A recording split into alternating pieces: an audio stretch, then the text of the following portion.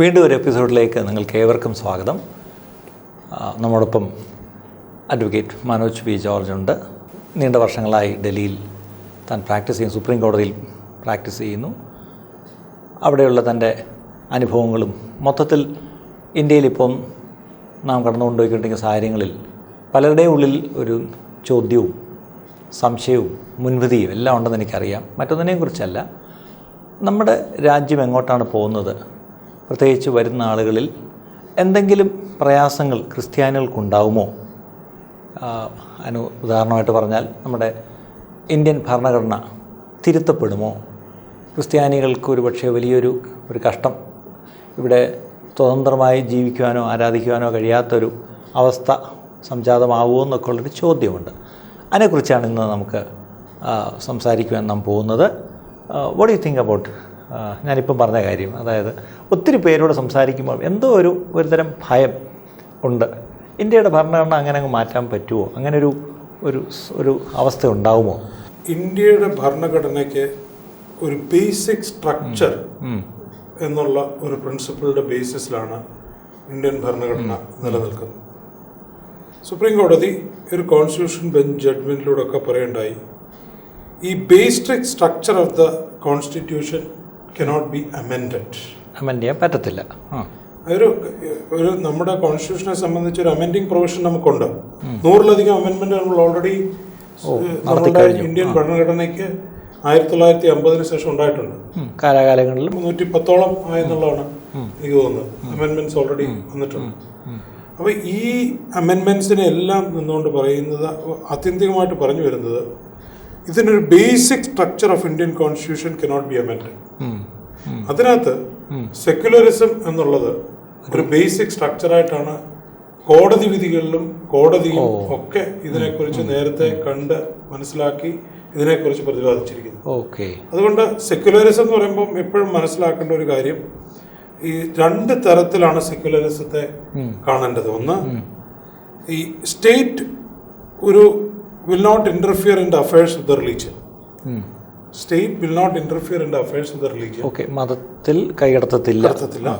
2, state will not have a state religion. 3, a religious affairs can be maintained by the religious group itself and state will not fund for it.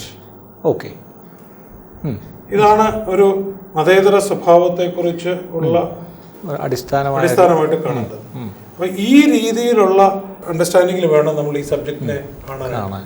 അപ്പം ഇന്ത്യയിലെ ക്രിസ്ത്യാനികൾക്ക് വരുന്ന ആളുകളിൽ ഒരു ബുദ്ധിമുട്ടുണ്ടാകുമോ എന്ന് ചോദിക്കുമ്പോൾ, constitution amend ചെയ്യാൻ സാധിക്കുമോ എന്നുള്ള ചോദ്യത്തിന് പുറത്താണെങ്കിൽ ആ ഭരണഘടനയെ അത്ര പെട്ടെന്നൊന്നും ഇന്നത്തെ സാഹചര്യത്തിൽ നമ്മൾ ഉണ്ടാക്കിയിരിക്കുന്ന ഇന്ത്യൻ ഭരണഘടന അനുസരിച്ച് സെക്യുലറിസം എന്നുള്ള കോൺസെപ്റ്റ് തന്നെ എടുത്തു കളയാൻ സാധിക്കും. അത് ക്രിസ്ത്യാനികൾക്ക് മാത്രം ബാധകമല്ല, എല്ലാവർക്കും.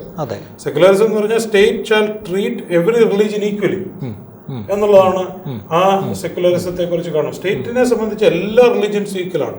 ഇസ്ലാം ആയാലും ക്രിസ്ത്യാനി ആയാലും ഹിന്ദു മതമായാലും ബുദ്ധമതമായാലും ജൈനമതമായാലും സിഖ് മതമായാലും എല്ലാവരെ സംബന്ധിച്ചും സ്റ്റേറ്റിന് എല്ലാവരും ഈക്വലാണ്. Equal before the state. ഒരു എല്ലാവരും ഒരു സമദൂരമാണ് സ്റ്റേറ്റ് മെയിൻറ്റെയിൻ. അപ്പൊ അത് ഇല്ലാതാകുമോ എന്ന് ചോദിച്ചു കഴിഞ്ഞാൽ, ഇതിനൊരു കോൺസ്റ്റിറ്റ്യൂഷൻ അമെൻഡ്മെന്റ് കൊണ്ടുവരാന്ന് പറഞ്ഞാൽ തീർത്തും അപ്രാപ്യമായ ഒരു കാര്യമാണ്. ഇതിലാരെങ്കിലും ഒരു പൊളിറ്റിക്കൽ സ്റ്റേറ്റ്മെന്റ് പറഞ്ഞെങ്കിൽ അതിനുള്ളൊരു പൊളിറ്റിക്കൽ മൈലേജ്, ഒരു പൊളിറ്റിക്കൽ അജണ്ടയുണ്ട്. ഇതൊരു ഇലക്ഷനുമായിട്ട് ബന്ധപ്പെട്ട ഒരു ആയിരിക്കാം. അത് ഇപ്പം നമ്മൾ ഇലക്ഷനുകൾക്ക് പലരും പല രീതിയിലും പല കാര്യങ്ങളും പറയും. അതിനൊന്നും ഒരു നിയമസാധുത ഇല്ല. നിയമസാധുത എന്ന് മാത്രമല്ല, നിയമസാധുത എന്ന് പറഞ്ഞാൽ ലീഗൽ വാലിഡിറ്റി മാത്രമേ ഉള്ളൂ.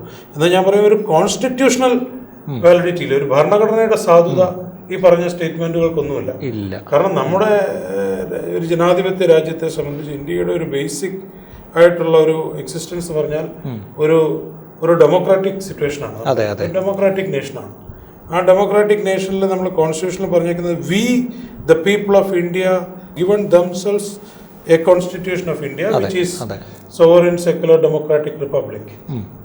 അത് നമ്മുടെ പ്രിയാമ്പിളിൽ പോലും പറഞ്ഞിട്ടുണ്ട്. അതെ, അതുകൊണ്ട് ആ ഒരു രീതിയിൽ ഇതിനെ ഒരു ബേസിക് സ്ട്രക്ചറായിട്ട് തന്നെ സുപ്രീം കോടതി പല വിധികളിലൂടെയും ഇതിനെ കണ്ടിട്ടുണ്ട് ഈ സെക്യുലറിസം. അപ്പം ജുഡീഷ്യറി അല്ലെങ്കിൽ ഭരണഘടനയെ മാറ്റാൻ അങ്ങനെ ഒരു നിയമപരമായിട്ട് സാധ്യതയില്ല. നിയമപരമായിട്ട് ഇന്നത്തെ സിറ്റുവേഷനിൽ ഒരു അപ്രാപ്യമായ കാര്യം തന്നെയാണ്. ഒരുപക്ഷെ അങ്ങനെ അല്ലാതെ വേറെ എന്തെങ്കിലും ആ വിഷയത്തിലൊരു ത്രെട്ട് കാണുന്നുണ്ടോ? വേറെ ഏതെങ്കിലും തരത്തിൽ എന്തെങ്കിലും ഒരു പ്രയാസം ഉണ്ടാക്കാമോ ആർക്കെങ്കിലും? ഒരു മതത്തിന് അഗൻസ്റ്റ് ഒരു മതത്തെ നിലനിർത്തിക്കൊണ്ട് പോവുക, മതസ്പർദ്ധ ഉണ്ടാക്കുക എന്നുള്ളതിന് ഒരിക്കലും ഒരു റൂൾ ഓഫ് ലോ നിലനിൽക്കുന്ന ഒരു സൊസൈറ്റിയിൽ അതിനെക്കുറിച്ച് ചിന്തിക്കാനായിട്ട് സാധിക്കില്ല. കാരണം ഒരു സ്പർദ്ധ ഉണ്ടാക്കുന്നതിലൂടെ അല്ലല്ലോ ഒരു ലോ അബൈഡിങ് ആയിട്ടുള്ള ഒരു കമ്മ്യൂണിറ്റിക്ക് ലിവ് ചെയ്യാൻ പറ്റും. ഒരു സ്പർദ്ധ ഉണ്ടാക്കുമ്പോൾ ലോലെസ്നെസ് ആണ് ഉണ്ടാകുന്നത്. അതൊരു ഡെമോക്രാറ്റിക് റിപ്പബ്ലിക്കിനെ സംബന്ധിച്ച് ആ രീതിയിൽ അതിനെ കാണുക എന്ന് പറഞ്ഞാൽ ബുദ്ധിമുട്ടായിരിക്കും. എന്നെ സംബന്ധിച്ച് ലീഗലി ഈ പറയുന്ന മതവിശ്വാസങ്ങൾക്കും എതിരെ ഗവൺമെന്റിനോ പാർലമെന്റിനോ ആ തരത്തിൽ നിലനിൽക്കാനായിട്ട് നമ്മളുടെ ഭരണഘടന അനുശാസിക്കുന്നില്ല. പ്രത്യേകിച്ച് സ്റ്റേറ്റിനൊരു മതം ഇല്ല എന്നും പറഞ്ഞല്ലോ. നമ്മളെ ഒപ്പം സ്വാതന്ത്ര്യം നേടിയ രാജ്യമാണ് പാകിസ്ഥാൻ. പാകിസ്ഥാനെ സംബന്ധിച്ച് പാകിസ്ഥാൻ വളരെ ക്ലിയർ ആയിട്ട് പറയുന്നത് we are an Islamic republic. But നമ്മൾ പറഞ്ഞത് India is a socialist democratic secular republic. Secular എന്നുള്ള ഒരു പദം പിന്നീട് ആഡ് ചെയ്യപ്പെട്ടതാണെങ്കിലും ആ വേർഡ് വന്നതെങ്കിലും സെക്യുലർ ക്യാരക്ടറിസ്റ്റിക്സ് പറയുന്ന രീതിയിലുള്ള പ്രൊവിഷൻസ് നമ്മുടെ കോൺസ്റ്റിറ്റ്യൂഷനിൽ ആദ്യം തന്നെ ആർട്ടിക്കിൾ 25 വളരെ വ്യക്തമായിട്ട് തന്നെ പറഞ്ഞിട്ടുണ്ട്. Freedom to practise, profess and propagate religion, state will not have a state religion, ഇതെല്ലാം പറഞ്ഞു വെച്ചേക്കുന്നതാണ്. അതുകൊണ്ട് ഫസ്റ്റ് പറഞ്ഞതിൻ്റെ വെളിച്ചത്തിൽ പറയുകയാണെങ്കിൽ നിയമപരമായിട്ട് ഇതിനെക്കുറിച്ച് in law you cannot persecute Christians. Persecution by itself അല്ലെങ്കിൽ ഒരു മതവിഭാഗത്തെ മാറ്റി നിർത്തിക്കൊണ്ട് ഒരു നിയമപരമായിട്ടൊരു കാര്യം, ഒരു തീരുമാനമോ ഒരു അമെൻമെന്റോ ഒരു നിയമസാധുതയുള്ള ഒരു പ്രവർത്തനമോ ചെയ്യാനായിട്ട് സാധിക്കില്ല. ഇതിനകത്ത് നമ്മൾ ഒരു കാര്യം മനസ്സിലാക്കേണ്ടത് ഇതിനെയൊക്കെ ഇത് നിലനിൽക്കെ തന്നെ ഇതിന്റെ മുമ്പിലാണ് ഫ്രീഡം ഓഫ് റിലീജിയൻ ആക്ട് വന്നത്. മതസ്വാതന്ത്ര്യം എന്നുള്ള ആക്ട് പല 8 സംസ്ഥാനങ്ങളിൽ നിലനിൽക്കുന്നത് അത് ബേസിക്കലി ഫണ്ടമെന്റൽ റൈറ്റ്സിനെ കർട്ടൈൽ ചെയ്യാനായിട്ട് സ്റ്റേറ്റിന് പബ്ലിക് ഓർഡർ ആൻഡ് മൊറാലിറ്റി എന്നുള്ളതിന്റെ ബേസിസിൽ സാധിക്കും. അതുകൊണ്ടാണ് പബ്ലിക് ഓർഡർ മെയിൻറ്റെയിൻ ചെയ്യാൻ വേണ്ടി ഒരു മതത്തിൽ നിന്നും വേറൊരു മതത്തിലേക്ക് മാറുന്നതിനെ ഒരു നിയമപരമായ ഒരു നിയമത്തിന്റെ ബാക്കിങ്ങിലൂടെ പല സംസ്ഥാനങ്ങളിലും നിയമം ഉണ്ടാക്കിയിരിക്കുന്നത്. അങ്ങനെയുള്ള നിയമങ്ങൾ ഉണ്ടാക്കി ചിലതൊക്കെ ഇവിടുന്ന് തന്നെ തുടച്ചു മാറ്റാം അല്ലെങ്കിൽ ബുദ്ധിമുട്ടുണ്ടാക്കാം എന്നൊക്കെ പറഞ്ഞു കഴിഞ്ഞാൽ അതൊരു ഇന്ത്യ എന്നുള്ള ഒരു കോൺസെപ്റ്റിന്, ദ കോൺസെപ്റ്റ് ഓഫ് ഇന്ത്യ, അതിനെ ഒരിക്കലും ആ രീതിയിൽ നമുക്ക് അതിനെ കാണാനായിട്ട്. പക്ഷെ ഓരോ സംസ്ഥാനങ്ങൾക്ക് ഇങ്ങനെ എന്തെങ്കിലുമൊക്കെ ചെയ്യാം. അത് അവിടുത്തെ റിലീജിയസ് കൺവേർഷന്റെ ഭാഗമായിട്ടാണ്. കൺവേർഷന്റെ ഭാഗം, അല്ലാതെ ഒരു റിലീജിയന്റെ എക്സിസ്റ്റൻസിന്റെ ഭാഗമായിട്ട് നിയമങ്ങളൊന്നും ഇല്ല, കൊണ്ടുവരാനായിട്ട് സാധിക്കില്ല. അങ്ങനെ ഒരു നിയമം കൊണ്ടുവന്നു പ്രത്യേക മതവിഭാഗം പാടില്ല എന്നോ അവിടെ നിന്ന് പൊയ്ക്കോണം അങ്ങനൊന്നും പറ്റത്തില്ല. ഒരു രീതിയിലും നമ്മുടെ ഇന്ത്യ എന്നുള്ളതൊരു കോൺസെപ്റ്റ്, ഒരു രാജ്യം എന്നുള്ള നിലയിൽ നമ്മൾ ഉണ്ടാക്കിയെടുക്കാനായിട്ട് ഇതെല്ലാവർക്കും ഇതിന്റെ പങ്കാളിത്തം ഇതിനകത്തുണ്ടായിരുന്നു. പിന്നെ തീർച്ചയായിട്ടും ക്രൈസ്തവർക്ക്, ഇസ്ലാം മതവിശ്വാസികൾക്ക്, ഹിന്ദു മതവിശ്വാസികൾക്ക്, ജൈവ, ബുദ്ധ, സിഖ് മതവിശ്വാസികൾക്കെല്ലാം ഇന്ത്യ എന്നുള്ള രാജ്യത്തെ ഇന്നായിരിക്കുന്ന നിലയിലേക്ക് കെട്ടിപ്പടുത്താനായിട്ട് അവർക്ക് എല്ലാവരും കോൺട്രിബ്യൂഷൻ ഉണ്ടായിരുന്നു. അപ്പൊ ഇന്ന ആളങ്ങോട്ട് മാറി നിൽക്ക് എന്ന് പറയാനായിട്ട് ഇന്ന് ആരായി പറയുന്നത്? We the people of India എന്ന് പറയുമ്പോൾ we include all of us. അതിന്റെ ഒരു കളക്റ്റീവ് വില്ല് മാത്രമാണ് പാർലമെന്റിൽ പറയുന്നത്. പാർലമെന്റ് പറയുന്നത് people's will of the people, the conscience of the people is speaking through the parliament എന്ന് മാത്രമേ അതിനകത്ത് വരുന്നുള്ളൂ. അല്ലാതെ ഇതിനെ ഉന്മൂലനം ചെയ്യണം അല്ലെങ്കിൽ മാറ്റി നിർത്തണം, ഇല്ലാതാക്കണം, നാട് കടത്തണം എന്നൊക്കെ പറയുന്നത് ഇന്ത്യൻ സംസ്ഥാനത്തെ ഇന്ത്യ എന്ന രാജ്യത്തെ സംബന്ധിച്ച് ഇത് വളരെയേറെ അപ്രാപ്യമായ ഒരു നിയമ നടപടിയാണ്. എന്തുകൊണ്ടായിരിക്കും ഇങ്ങനെ ഒരു ഭയം ക്രിസ്ത്യാനികളുടെ ഇടയിൽ വരുന്നത്? അത് ഉറവിടം എവിടെയായിരിക്കും? ഇതിപ്പോൾ മതത്തിൻ്റെയും ജാതിയുടെയും വർഗത്തിൻ്റെയും ഈവൻ ഭാഷയുടെ അടിസ്ഥാനത്തിൽ പോലും ഇവിടെ നമ്മളുടെ പൊളിറ്റിക്കൽ പാർട്ടീസ്, രാഷ്ട്രീയ പാർട്ടികൾ രൂപം കൊണ്ടിട്ടുണ്ട്. അപ്പം ആ രൂപം കൊണ്ട് അവരുടെ നിലനിൽപ്പിന് വേണ്ടി ഉണ്ടാക്കുന്നതായിട്ടുള്ള, ഇപ്പം തെലുങ്ക് ദേശം എന്ന് പറയുന്ന ഒരു പാർട്ടി തെലുങ്ക് ദേശത്തിന് വേണ്ടി, തെലുങ്ക് സംസാരിക്കുന്ന ദേശത്തിന് വേണ്ടി ഉണ്ടാക്കിയ പാർട്ടി എന്നുള്ള രീതിയിലാണ്. അവരവിടെ പറയാണ് അവിടെ നിന്നുള്ള എല്ലാ തമിഴന്മാരെയും ഞങ്ങൾ അവിടെ നിന്ന് പുറത്താക്കും എന്ന് പറഞ്ഞു കഴിഞ്ഞാൽ അതിന് നിയമസാധുതയില്ല. അവര് തെലുങ്ക് ദേശം എന്നുള്ളത് അവരുടെ ഒരു അജണ്ടയാണ്. അവർക്ക് പറയേണ്ടത് ജനങ്ങളെ ഒരു പ്രീണിപ്പെടുത്താൻ വേണ്ടി അവർക്ക് പറയാൻ സാധിക്കും, തമിഴ് സംസാരിക്കുന്നവരെല്ലാം അവിടുന്ന് പുറത്താക്കണം ഈ തെലുങ്ക് എന്നുള്ള ദേശത്തിൽ നിന്ന്. പക്ഷെ അതിനൊരു നിയമസാധുത കണ്ടെത്താനായിട്ട് ബുദ്ധിമുട്ടാണ്. റിലീജിയന് മാത്രമല്ല, ഭാഷയുടെ അടിസ്ഥാനത്തിൽ പോലും ഒരു വിവേചനം നമുക്ക് കാണാനായിട്ട് സാധിക്കും. അങ്ങനെ ഒരു വിവേചനം ഉണ്ടാക്കിയ സ്റ്റേറ്റ് ഉണ്ടാക്കി കഴിഞ്ഞാൽ തന്നെ അത് ആർട്ടിക്കിൾ 14 എഗൻസ്റ്റ് ആയിട്ട് വരും. അത് right to equality, to be treated equal before in the eyes of law. നിയമത്തിന്റെ മുമ്പിൽ എല്ലാവരെയും ഒരുപോലെ കാണാനായിട്ടുള്ള ഒരു തുല്യ മനോഭാവത്തോടെ കാണണം എന്നുള്ള എൻ്റെ അവകാശത്തെ ഹനിക്കുന്നതുകൊണ്ട് അതിന് എഗൻസ്റ്റും കോടതിയിൽ പോകാനായിട്ട് സാധിക്കും. അതിനൊരു നിയമ പരിരക്ഷ കിട്ടുമെന്ന് എനിക്ക് തോന്നുന്നില്ല.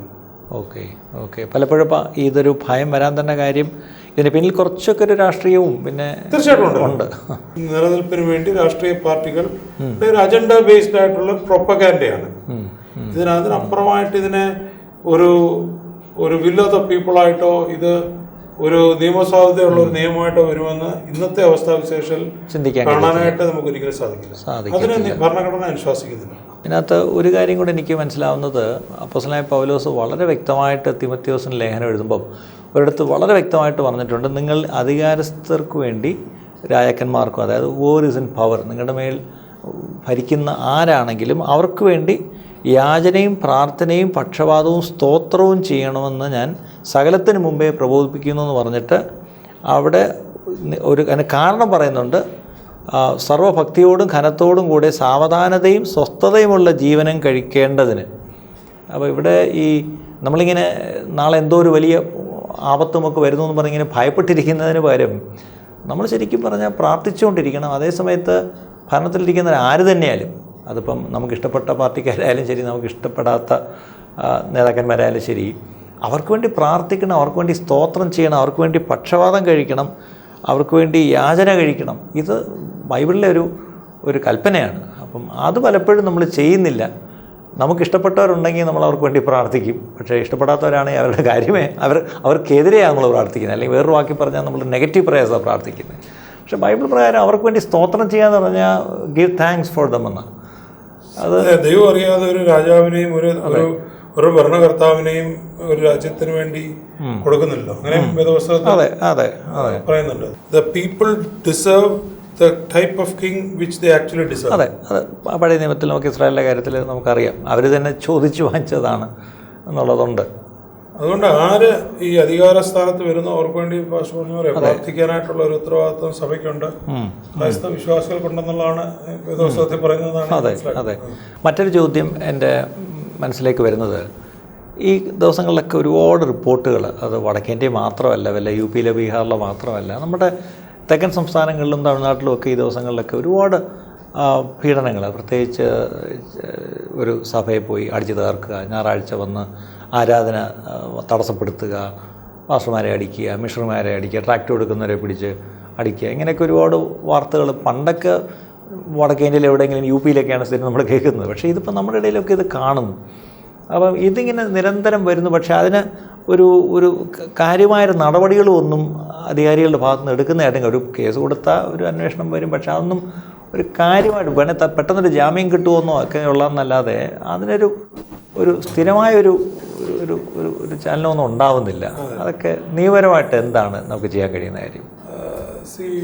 പക്ഷേ ഇപ്പോൾ ഈ ക്രൈസ്തവർക്ക് എഗൻസ്റ്റ് ഈ അറ്റാക്കുകൾ ഉണ്ടായി അല്ലെങ്കിൽ ഈ പീഡനങ്ങൾ ഉണ്ടായി എന്ന് പറയുന്ന ചില സംസ്ഥാനങ്ങളെ ധരിച്ച് ഇത് ഇപ്പം ഇന്ത്യയെ മാത്രം സംബന്ധിച്ച് ഉള്ള ഒരു കാര്യമല്ല. അതല്ല, ഇതിപ്പോൾ ശ്രീലങ്കയിൽ നടന്നത് തീർച്ചയായിട്ടും ഒരു അറ്റാക്ക് ആണ്. ക്രൈസ്തവ വിശ്വാസികൾക്ക് പള്ളിയിൽ ആരാധന നടക്കുമ്പോൾ, ഈസ്റ്ററിന്റെ ഒരു കുർബാന നടക്കുമ്പോൾ ഒരു അറ്റാക്കാണ്, ദൗർഭാഗ്യകരമായ. അതുകൊണ്ട് ഇതിപ്പം അതൊരു ഇന്റർനാഷണലി നടന്ന ഒരു സംഭവമാണ്. ഇതിന്റെ തന്നെ ഇതുപോലെ തന്നെയുള്ള പ്രതിഫലനമാണ് നാഷണൽ ലെവലിലും പല സ്ഥലങ്ങളിലും നടക്കുന്നത്. അപ്പം ഈ ഒരു സ്ഥലത്തെ ഒരു രാജ്യത്തിലെ ലോ ആൻഡ് ഓർഡർ എന്നുള്ളത് ആ പർട്ടിക്കുലർ രാജ്യത്തിന്റെ ഉത്തരവാദിത്തമാണ്, അല്ലെങ്കിൽ ആ സംസ്ഥാനത്തിന്റെ ഉത്തരവാദിത്തമാണ്. പ്രത്യേകിച്ച് ലോ ആൻഡ് ഓർഡർ എന്ന് പറയും. അപ്പോൾ ലോ ആൻഡ് ഓർഡർ നിലനിർത്തേണ്ടതായിട്ടുള്ള ഉത്തരവാദിത്വം അതാത് സംസ്ഥാന ഗവൺമെന്റുകൾക്കാണ് ഉള്ളത്. അപ്പം നിങ്ങൾക്ക് ആരാധിക്കാനുള്ള സ്വാതന്ത്ര്യം ഹനിക്കപ്പെടുന്നു, നിങ്ങളുടെ ആരാധനാലയങ്ങൾ തകർക്കപ്പെടുന്നു, നിങ്ങളുടെ മത കൂട്ടായ്മകൾക്ക് വിലങ്ങുതടികളായി ചിലർ പ്രവർത്തിക്കുന്നു എന്നുള്ളത് കാണിച്ച് തീർച്ചയായിട്ടും പോലീസ് സ്റ്റേഷനുകൾ, മനുഷ്യാവകാശ കമ്മീഷനുകളിലും അതേപോലെ കോടതികളെയും ഈ ഒരു വിഷയവുമായിട്ട് ബന്ധപ്പെട്ട് അഫക്റ്റഡ് ആയിട്ടുള്ള ആൾക്കാർ പോകേണ്ട ഒരു ഉത്തരവാദിത്വം അവർക്കുണ്ട്. ഇതിനകത്ത് ഏറ്റവും വലിയ പ്രശ്നം എന്ന് പറഞ്ഞാൽ സൈലൻസ് ആണ് ഏറ്റവും വലിയ എൻഡോഴ്സ്.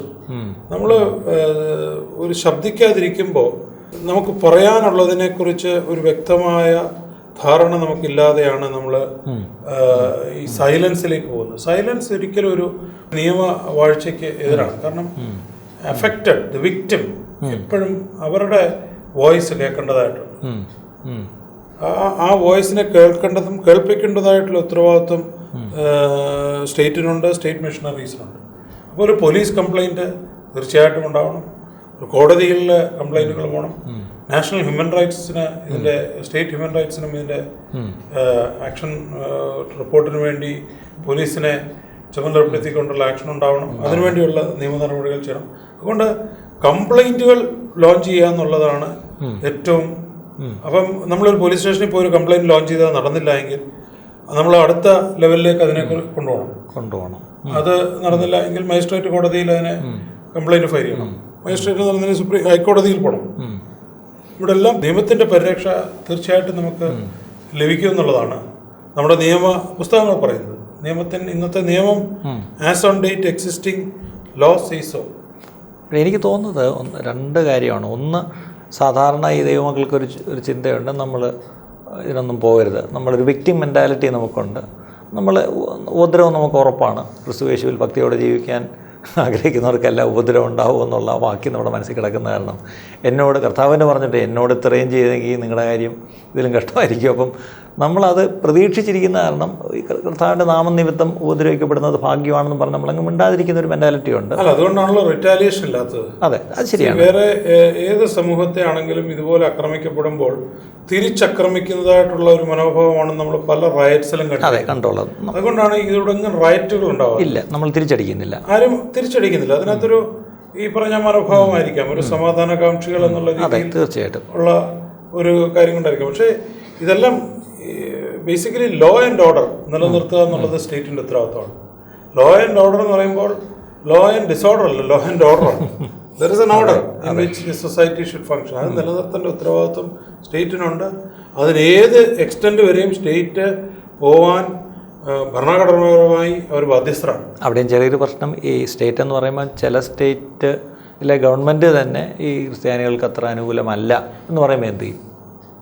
ക്രിസ്ത്യാനികൾക്ക് അനുകൂലമാണോ അല്ലയോ എന്നുള്ളതല്ല, നമ്മളുടെ മതസ്വാതന്ത്ര്യത്തെ, നിങ്ങളുടെ ഇപ്പോൾ ക്രൈസ്തവരെന്ന് പറയുന്ന ഒരു സമൂഹത്തിന് മതസ്വാതന്ത്ര്യത്തെ ഹനിക്കുന്ന രീതിയിൽ സ്റ്റേറ്റോ അല്ലെങ്കിൽ വേറൊരു വ്യക്തിയോ അല്ലെങ്കിൽ വ്യക്തികളോ ആക്ട് ചെയ്യുകയാണെങ്കിൽ അതിന് എഗൻസ്റ്റ് ഉള്ളത് നിങ്ങളുടെ റൈറ്റാണ്. അത് സ്റ്റേറ്റ് നിർവഹിക്കുന്നില്ലെങ്കിൽ തീർച്ചയായിട്ടും കോടതികളിലേക്ക് പോയേ പറ്റുള്ളൂ, എന്നാലേ അത് നടക്കുകയുള്ളൂ. കോടതി പോകാനുള്ള മടിക്ക് വേണ്ടി ഇത് സ്റ്റേറ്റ് ചെയ്യുന്നില്ല എന്ന് പറഞ്ഞിട്ട് കാര്യമില്ല. അല്ല, ഒന്നാമത് മടിയല്ല, പലപ്പോഴും ഈ പീഡിപ്പിക്കപ്പെടുന്നവർ വളരെ ന്യൂനപക്ഷമാണ്. പാസ്റ്റർമാരോ അല്ലെങ്കിൽ മിഷണറിമാരോ, അവർക്ക് വലിയ പിടിപാടൊന്നുമില്ല, അവർക്ക് വലിയ സ്വാധീനങ്ങളില്ല, പോലീസിനെ അറിയത്തില്ല, വക്കീലിനെ അറിയത്തില്ല, പിന്നെ എല്ലാം അറിയാമെങ്കിലും പൈസയില്ല, അവർക്ക് സപ്പോർട്ട് ചെയ്യാനൊന്നും ആരുമില്ല. അപ്പോൾ അതുകൊണ്ടൊക്കെ വരുമ്പോഴാണല്ലോ സാധാരണ ഇതിലാരും പോലീസിൽ ചെന്നാലും നീതി കിട്ടിയ ചരിത്രം ഒത്തിരി പേർ കാണത്തില്ല. പോലീസിന് പൈസ കൊടുത്തിട്ടാണ് കാര്യങ്ങൾ നടത്തേണ്ടതെന്ന് നിയമത്തിൽ പറയുന്നില്ല. അല്ല, പൈസ കൊടുക്കണ്ട, പക്ഷേ ചെന്നാൽ ഈ പറഞ്ഞ പോലെ കാര്യങ്ങളൊന്നും നേടാനുള്ള ഒരു അത്രയ്ക്കുള്ള ഇൻഫ്ലുവൻസ് ഇന്ന് പലപ്പോഴും ന്യൂനപക്ഷമാണല്ലോ. പ്രത്യേകിച്ച് ഇപ്പോൾ കേരളത്തിലെ കാര്യമല്ല ഞാൻ പറയുന്നത്, സംസ്ഥാനങ്ങളുടെയും നമ്മുടെ ഇന്ത്യ മഹാരാജ്യത്തിൻ്റെ ഒരു വലിയ ശാപമാണ്. കാരണം ഒരു ഇൻഫ്ലുവൻഷ്യൽ അല്ലാത്ത ഒരാൾക്ക് നിയമപരിരക്ഷ കിട്ടുന്നില്ല എന്നുള്ളത് തുല്യത അവകാശപ്പെടുന്ന ഒരു ഭരണഘടനയ്ക്ക് എഗൻസ്റ്റാണ്. എല്ലാവരും നിയമത്തിൽ തുല്യരാണെന്ന് പറയുമ്പോൾ തുല്യത എന്ന് പറയുന്നത് പണക്കാരനും പാവപ്പെട്ടവനും ഒരേപോലെ നീതി നടപ്പാക്കി കൊടുക്കേണ്ട ഉത്തരവാദിത്വം അതാത് സ്റ്റേറ്റിനുണ്ട് എന്ന് പറയുമ്പോൾ അത് സ്റ്റേറ്റിൻ്റെ ഉത്തരവാദിത്വം തന്നെയാണ്. അതിനകത്ത് പണമല്ലൊരു വിഷയം.